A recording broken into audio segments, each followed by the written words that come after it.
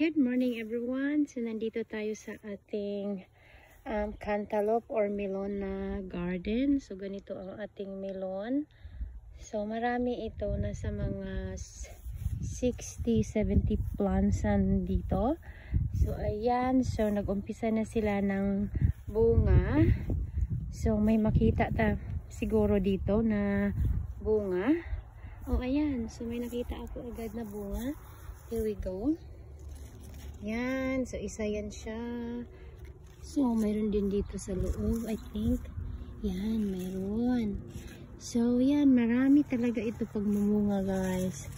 At ang aking cantaloupe ay very popular dito sa ating balay kasi yung ano lang, yung mga customer ko ay sinasabi nila sa mga kaibigan nila